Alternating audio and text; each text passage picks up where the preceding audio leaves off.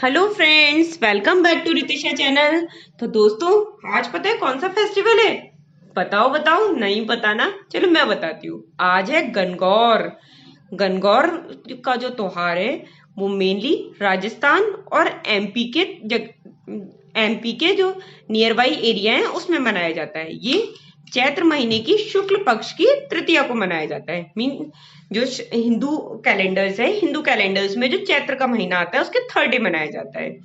इस दिन जो अनमैरिड या कुंवारी लड़कियां होती हैं या फिर जो विवाहित लड़कियां होती हैं, मतलब विवाहित मैरिड वीमेन्स होती हैं, वो भगवान शिव जी, जिन्हें कि ईसर जी बोलते हैं, पार्वती जी, जिन्हें गौरी जी बोलते हैं, की पूजा करती हैं। भगवान की पूजा करते हुए दूब के पानी से छींटे देते हुए गौर गौर गोमती के गीत भी गाती हैं। ये फेस्टिवल बहुत चार्म से मनाया जाता है। इस दिन पता है आपको, पूजा के दिन महावर, सिंदूर और चूड़ी वगैरह चढ़ाने का बहुत बड़ा प्रावधान है।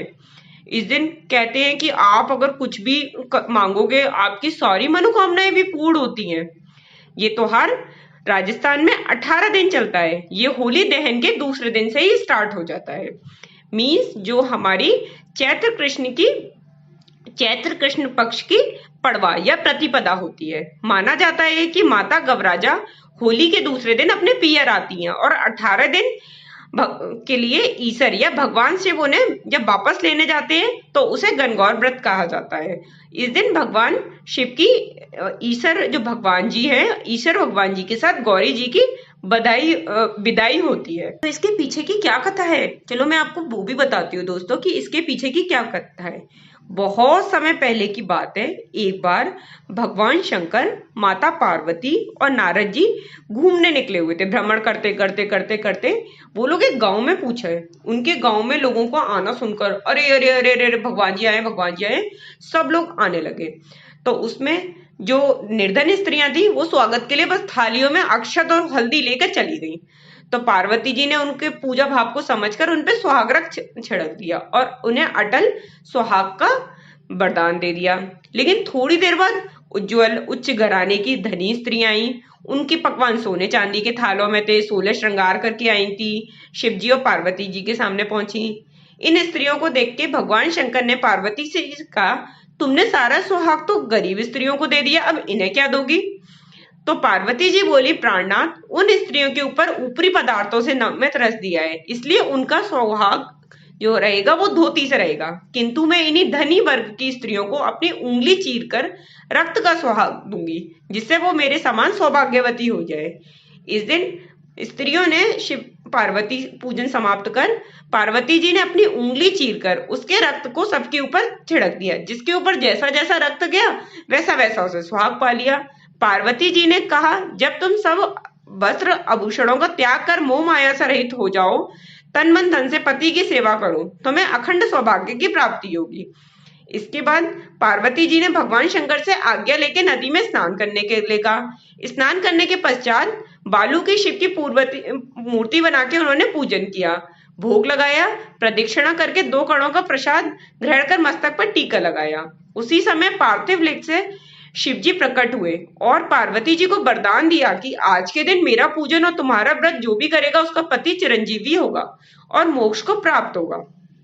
तो ये थी हमारी आज गणगौर की।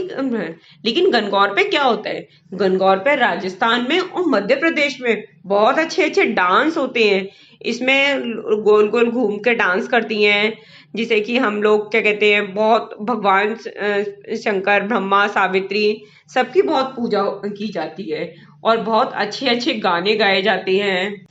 और बच्चों को पता है ये गणगौर अलग अलग जगह अलग अलग तरीके से भी मनाई जाती है। जैसे जयपुर में दुंदाड़ की गणगौर माता ईसर जी के बिना अपने पियर जयपुर के जनानी द्योड़ी में ही पूजित हो रही हैं। दूसरी रियासतों में गणगौर के साथ शिव रूप ईसर जी की शाही सवारी निकलती है।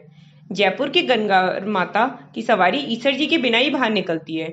जयपुर की गणगौर के ईसर जी महाराज सालों से किशनगढ़ की रियासत में पूजे जाते हैं। सिटी पहले सूत्रों के मुताबिक जयपुर के ईसर जी को बरसों पहले किशनगढ़ रियासत में लाया गया था। जावनेर के पास सिंहपुरी का राम सिंह, खंगारौत मेड़ता की गणगौर व शेरगढ़ की हर्राज पावर बूंदी की पंबार बूंदी की गणगौर लुटलाया था। लूट लाया था। मूल्यवान स्वर्ण आभूषण व वस्त्रों से सजी धजी जयपुर की गनगौर को जनानी देवड़ी से भारी सुरक्षा बल के बीच संगीनों के पहरे में निकाला जाता था। जयपुर इन्फेंट्री बटालियन व रिसाला की 250 बंदूकधारी सैनिक माता का गार्ड ऑफ ऑनर देने के लिए गनगौर के साथ चलते हैं।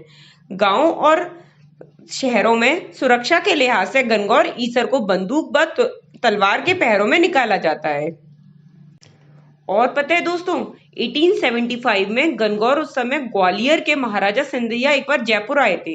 उनके सम्मान में सवाई राम सिंह द्वितीय ने बादल महल में दरबार लगाया था, इसलिए वहां पर गनगौर पर संगीत की महफिल जमती है। खिलौनों में बच्चों के लिए तितली, चिड़िया, तोते, बिल्ली, बंदर भी आते हैं।